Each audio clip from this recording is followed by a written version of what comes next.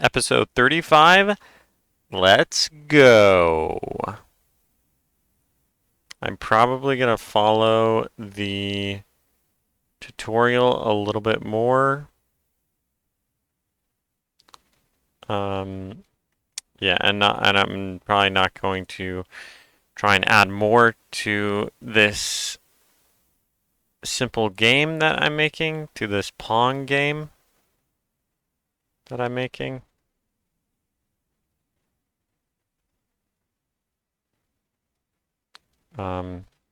Because I feel like that's going to take me a while.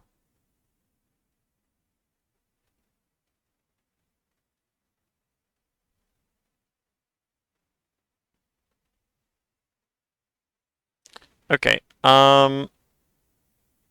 So yeah, what I need to do what I need to do is func on body. Oh, actually, it's over here. Never mind.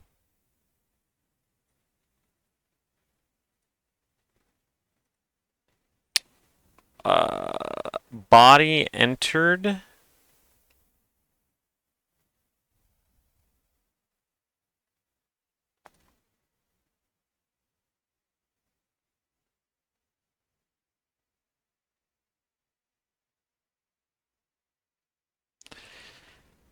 Yeah, so I'm going to. Yep, I'm gonna do that. Perfect. Nice. Okay, so that's. I know I need to do that. Um.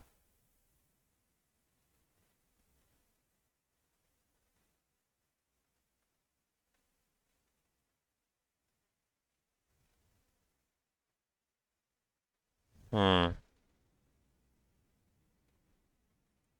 Okay, I'm not gonna do this. I'm actually not gonna do this today. Like I said, like I pretty much just said, so.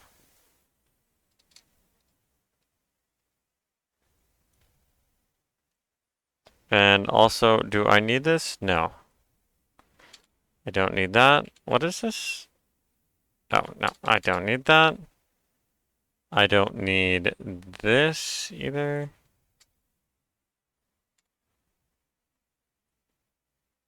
Yep, I can close that. I can close that.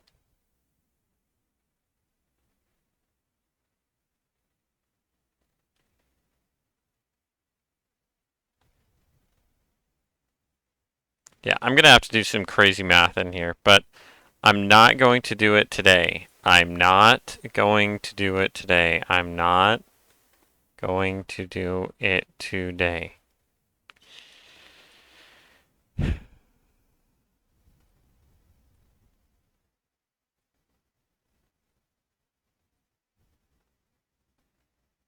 Do I want to name this body?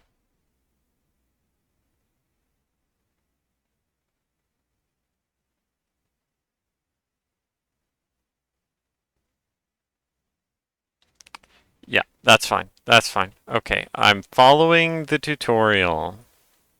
Great job. Functions. Functions are the bread and butter of programming. They allow you to bundle up your code in small reusable packages. So far, we've been using some of Godot's built-in functions like ready and input. Notice how these are prefixed with an underscore. This is to show that they are not activated or called by us, but by the engine itself. But we can actually make our own functions and use them to do really cool things. Common functions to making games are things like jump, die, shoot, and respawn. And making a function is actually really easy. Let's make a function for jumping. So we'll write func. Then the name of our function, open and close parentheses, and a colon. Then in here we'll put all of our code for jumping. So we could add an upwards force, play a funny sound, and a jump animation. For now we'll just print jump. But nothing is currently triggering or calling our function. Let's call it whenever we press the action we made earlier. So func underscore input event, and if our action was pressed, then we call our jump function by writing jump followed by open and close parentheses. And now when I press space, it displays jump. And at this point, I encourage you to add the sound effect yourself. Boing, boing, boing. A lot of fun to be had here. Now this already makes our code more readable and reusable. But right now, our function is just a simple command. We call it and it does some things. However, we can actually use functions for much more than this. They can have inputs and outputs. Let me explain. I like to think of functions as machines. Take for example this coffee maker. Just like the name implies, it performs a function to make coffee. To do this, however, it needs some input. Some water, a filter, and some ground coffee. With this, it performs its function and then spills out an output. Delicious coffee. In code, we call the input we and then spills out an output, delicious coffee. Bro, that looks scalding hot. Oh my bro, his tongue must be burned off. Coffee is always... What? Coffee is always good idea. That is not grammatically correct. In code, we call the input we give our function parameters, and the output is called returns. So let's make a function that adds together two numbers, func add, and then inside of our parentheses, we add the parameters. So number 1 we'll call num1, and the second number we'll call num2. Then inside our function, we can add these together and store them in a result variable. So we'll set that equal to num1 plus num2. And for now, let's just print the result. Then in ready, let's try calling this function. So we'll call add. We'll give it the first number, 3, and the second one, let's do 8. And let's actually call it again. So let's do a harder one. Let's add 245 with 111. And indeed, it prints 3 plus 8, which is 11, and 356, which is the result of our second calculation. So here we've created a function with two parameters, the numbers we want to add together. But the function actually Poggers. Doesn't return the result. It just prints it. This means that we can't actually access the result where we're calling the function up here in ready. To return the result, we replace print with return. So do return result. And now up here, we can store the result in a variable, set it equal to add, and actually access the result. And now up here, we can store the result in a variable, set it equal to add, and we'll add together 3 and 5. Honestly, I prefer Python syntax. Like, I don't like having to add a...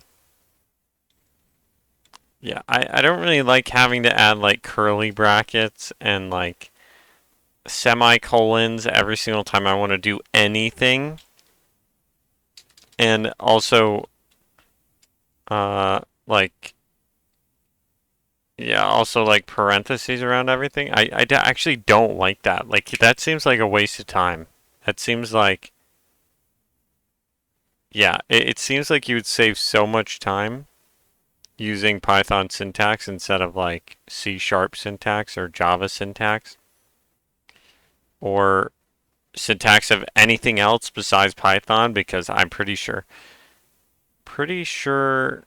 well, maybe JavaScript. Does JavaScript isn't even a real language anyway, so. JavaScript, HTML, and all the web developer languages are not even, they're like almost not even real languages. I take that back. They're not even real languages. They're not even real programming languages. Haha, get on my level. I'm so much better than you.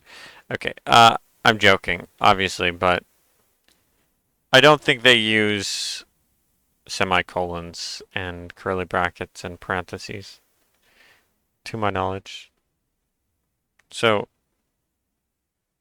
pretty much all of the, what is it?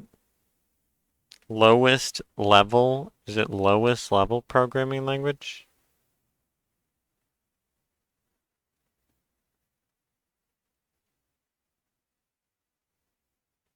Highest level programming languages seem like they save you a lot of time because you don't have to add semicolons and curly brackets and parentheses around everything. And okay, I just said that same thing like 3 times. That was pretty sick. So to say, and because we have access to it up here, we can do more things, like add more numbers to it. So we can say result equal to add, then pass in the result from before, and add 10, and then print it. And there you go. We now get 18, because 3 plus 5 plus 10 is 18. Okay. Really cool. And just like when declaring variables, we can also statically type parameters and return types to make it clear that I don't like this curly L. I don't like that. The function is made to work with numbers. So after num1, we'll specify that this is an integer. We'll do the same thing with... That looks wrong. No, because 3 plus 5 plus 10 is 18. Really cool. And just like when declaring variables, we can also statically type parameters and return types to make it clear that the function is made to work with numbers. So after num1, we'll specify that this is an integer. We'll do the same thing with num types to make it clear that the function is made to work with numbers. So after num1... Oh, also, like, do I want this to be... Oh. Never mind. I already did it. I thought I kept these as 10. I guess not. Whoops. We'll specify that this is an integer. We'll do the same thing with num2. And here we can set the return type using an arrow, and this is also an integer. So now this function will only work with numbers. 3, 4, 6, 8, 2, 1, 1.5. Random numbers. Getting random numbers is very easy. The function randf gives a random number between 0 and 1. It's great for assigning probabilities to your code. Say we are deciding what loot to give the player and we want to make some loot more rare than other. Well, in this case, we could create a roll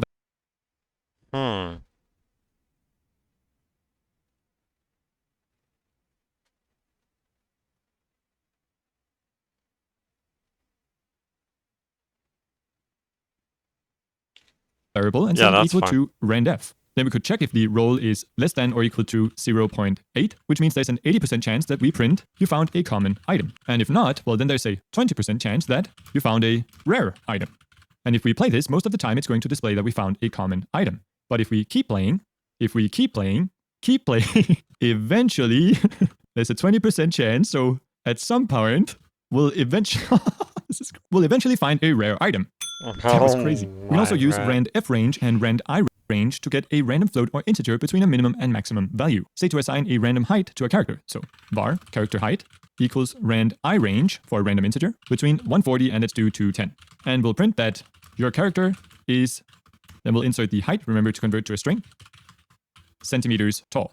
And we'll roll a character, and apparently I am a giant. Basketball, here I come. I think I'm 180. Is it 80?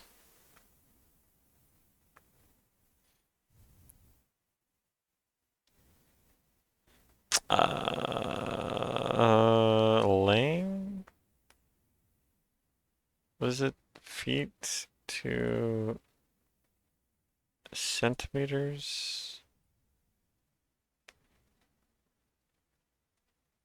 Yeah. Yeah, I think I'm 180.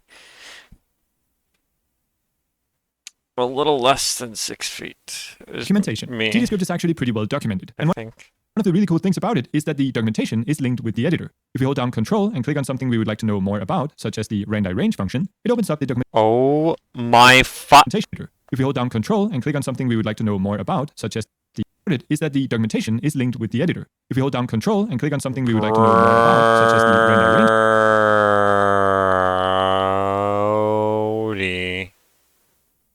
What the fuck?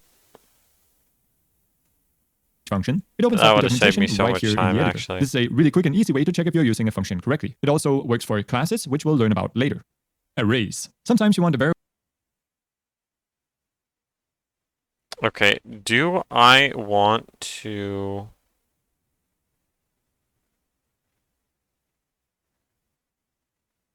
Okay, this stuff seems a lot more dense. Definitely. Yeah. I may have just burped a little, sorry.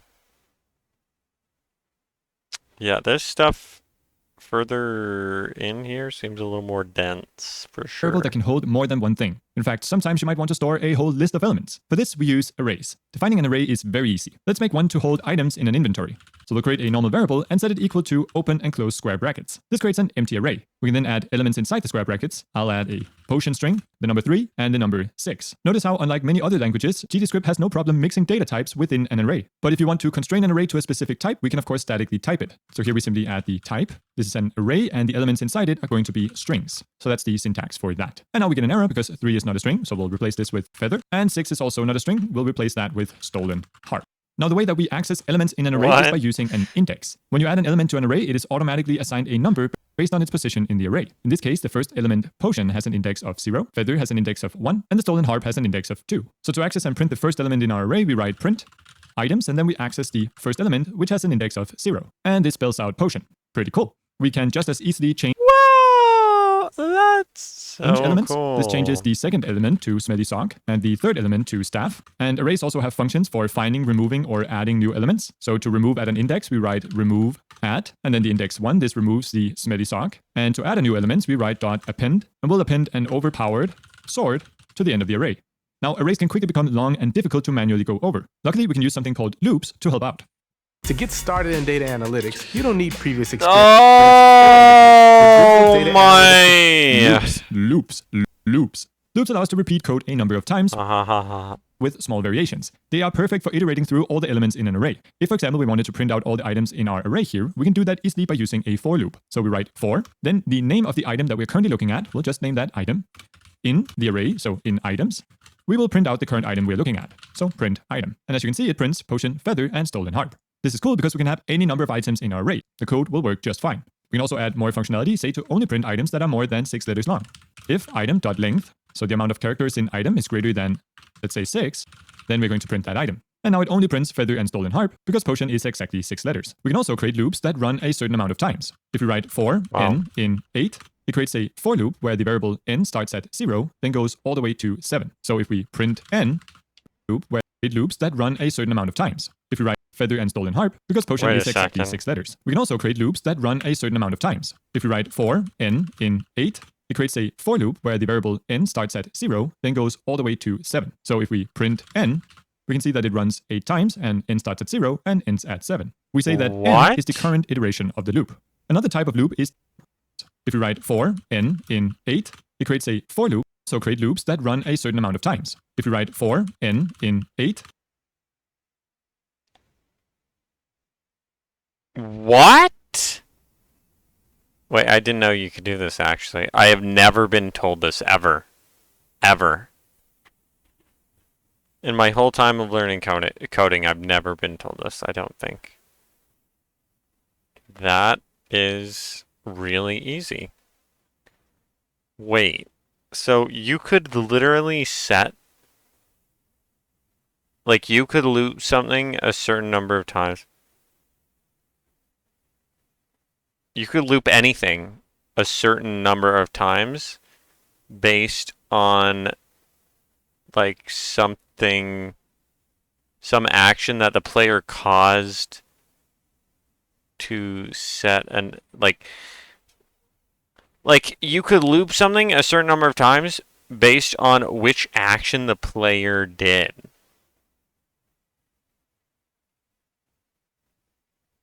That's what I'm thinking of. That's the functionality that I'm thinking of. And I don't think I've ever been told this. I genuinely don't. It creates a for loop where the variable n starts at 0, then goes all the way to 7. So if we print n, we can see that it runs 8 times and n starts at 0 and ends at 7. We say that n is the current iteration of the loop. Another type of loop is the while loop. This repeats as long as a certain condition is met. Now I think most people who know me would say that I'm a glass half full kind of person. And to those who disagree, let me go ahead and prove it by using a while loop to fill up a glass halfway. So I'll create a glass variable and default it to 0.0. The glass is currently empty, no arguing about that. Then we'll create a while loop that continues while glass is less than 0.5, so we haven't filled it up halfway yet. In which case we will add a certain amount to our glass. We could do a constant amount like this, or in real life when I try to pour something into a glass, I'm not that precise, so let's add a random number instead. So we'll add a random float between 0.01 and 0.2, and then we'll print out how much is in the glass at the current time. Then when the loop is done, we get to continue down here in our code, and we'll print that the glass is now half full. And if we run this, we can see that the glass slowly becomes more full with a random amount each time, and then it says that the glass is now half full.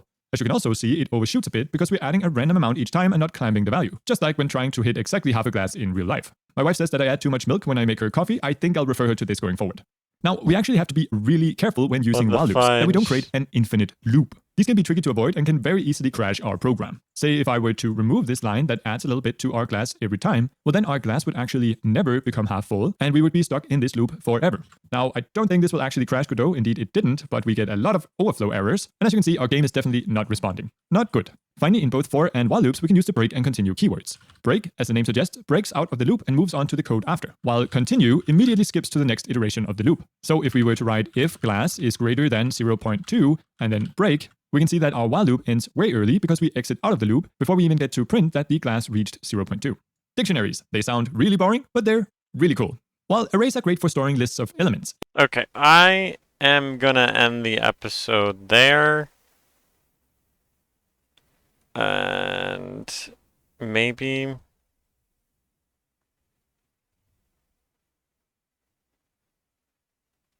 I'm gonna work on this a little bit. Okay, I want to write like one thing. Okay, can I write one thing? Yes. Okay. It's up to me. I'm deciding. I don't know why I'm saying that. I'm like asking myself if I can write one thing. Yeah, these are more difficult topics for sure. So I will save them for future episodes.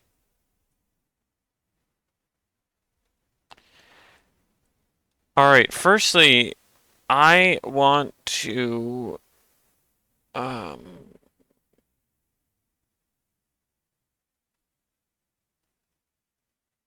I don't need a creative variable. I don't need a creative variable. Fudge, how do I actually detect where the ball hits on the body? How do I actually detect that?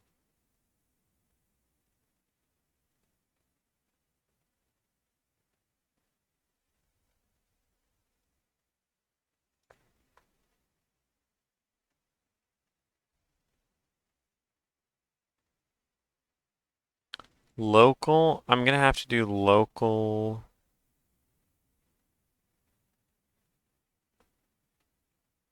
Okay, okay.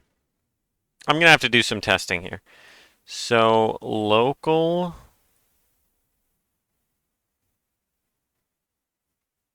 X.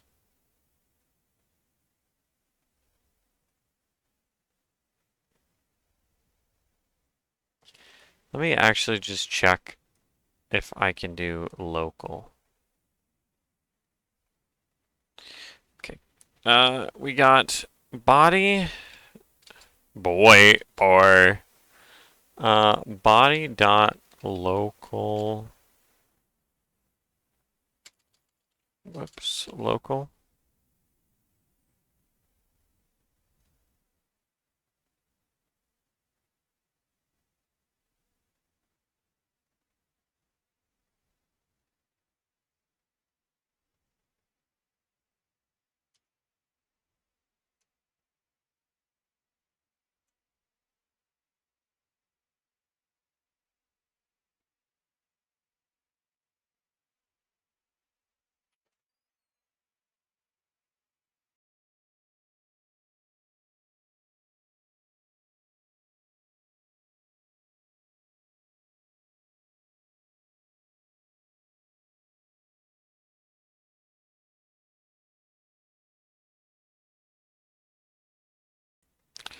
Okay, I don't really have any idea how to do this. Now that I'm thinking about it.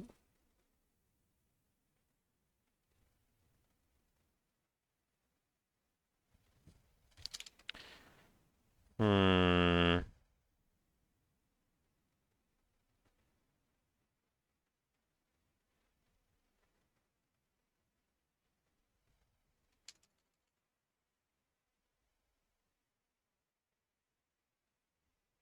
Oh no.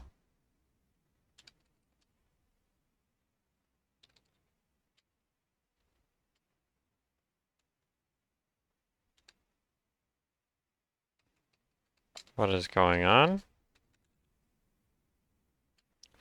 What is happening? What is happening?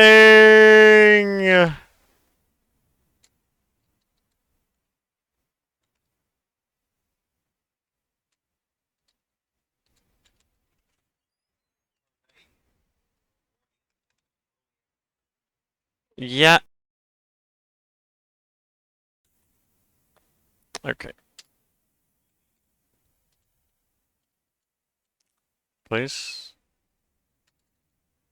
Brrr.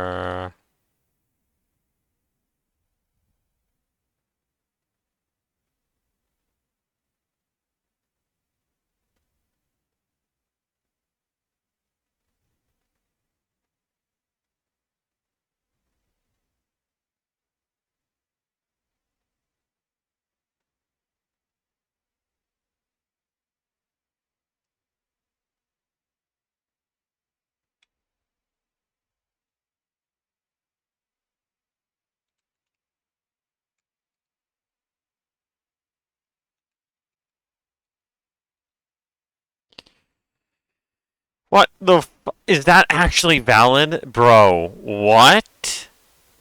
No. No.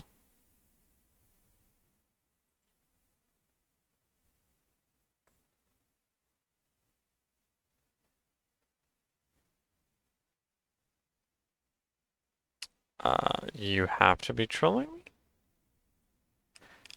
Does this actually work? No shot. No shot, bro.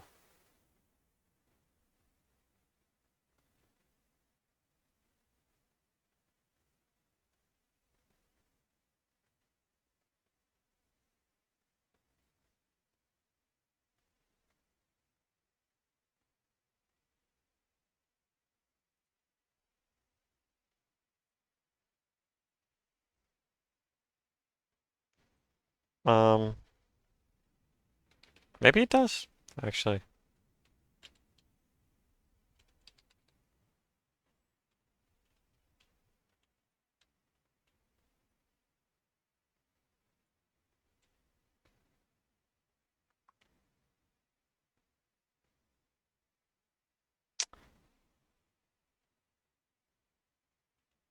Okay.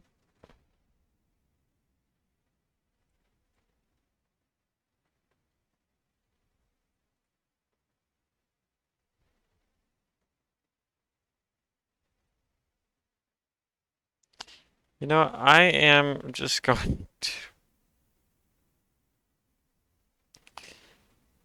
Yeah, I'm just going to.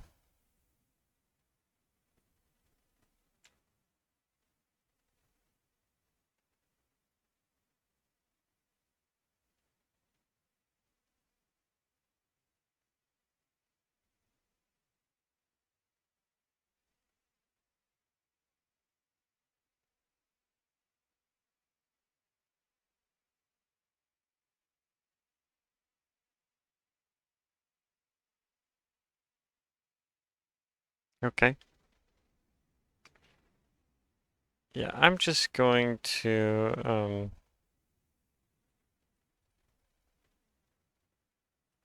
Maybe I don't even. Maybe I like don't even need to do this.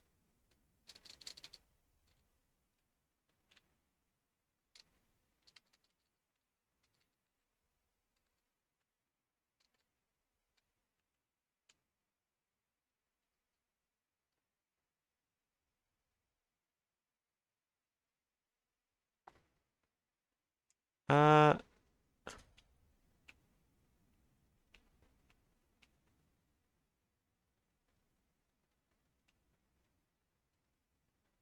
why is it? What? Why is it letting me highlight these but not this? Okay, I'm just gonna do.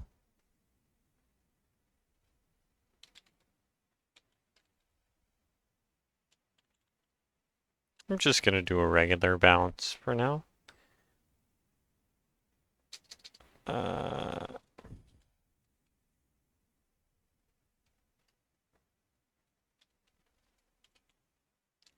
no, this one.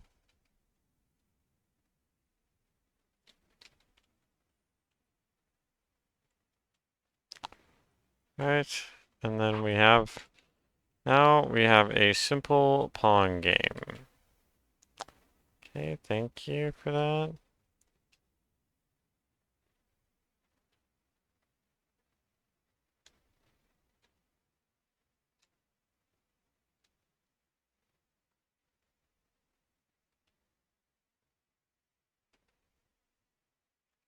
I gotta say, this is so fudged, man. I gotta say, this is so slow. This is so slow, bro.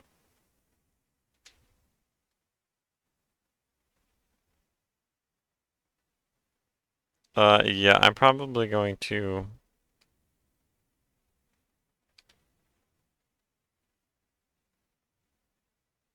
jack up the,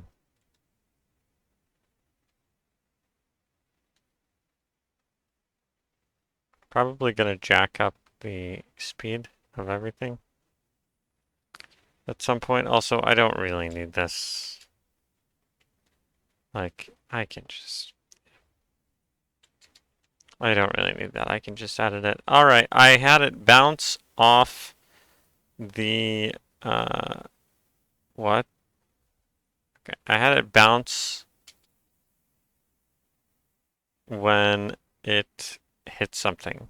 That's good enough for this episode. All right, that was it for this episode. Thank you so much for joining me. Thank you for watching.